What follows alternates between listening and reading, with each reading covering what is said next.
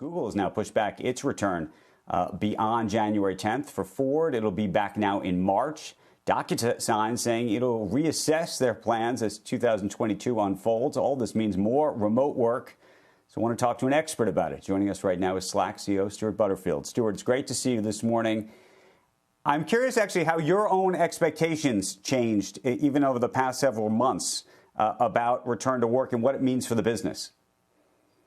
I think I've been on a pretty shallow roller coaster because I guess I haven't had the expectation that people are going to be coming back to the office Monday to Friday, 9 to 5 for 18 months or so now. I have had the pleasure of maybe half a dozen or so in-person events, and it's been great. And I can't wait till we can have more of that. But I think the expectation that we're going to be back, even the 2 days a week thing, leaves out the possibility that people live outside of commuting distance of an office location.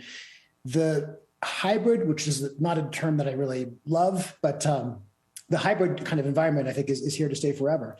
Because going back to the office 2 days a week doesn't seem like a decrease from 5 anymore. It seems like an increase from 0. This has been now about a year since you merged with Salesforce. And I'm curious how it's changed for you and how you think the business unto itself is changing, and also the innovation in terms of the technology and how we're all communicating with each other. Yeah, we've only had one quarter since the deal actually closed in late July of this year. And it's been pretty great. I mean, it's a very exciting time. I think it's had a positive impact on Slack's business. The model for the deal had us coming in at $250 million in revenue for the quarter. We did 280. But I think a lot of the increased momentum will show up next year. But the thing that's really exciting to me is the depth of usage, the additional presence we have in large enterprise, and the possibilities for platform work.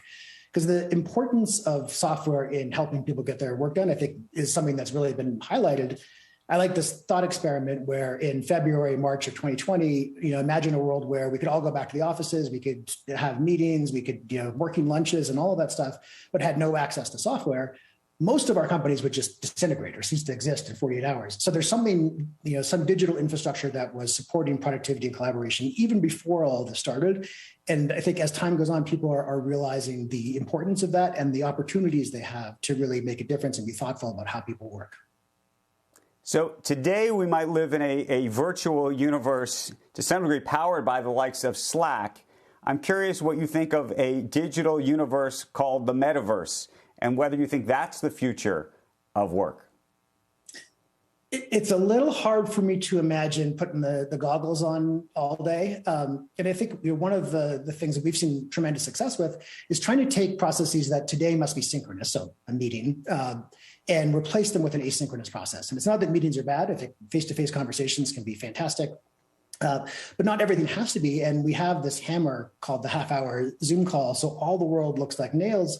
People end up really overscheduled. So a voice-only feature called Huddles, which is like a little bit more casual version of a phone call where it exists whether you're there or not, and people enter and leave, kind of recreating the serendipity and spontaneity of office-based conversations. It's been a huge success. So that's kind of pointing in the opposite direction, where we're having the minimal amount of multimedia interface between each other.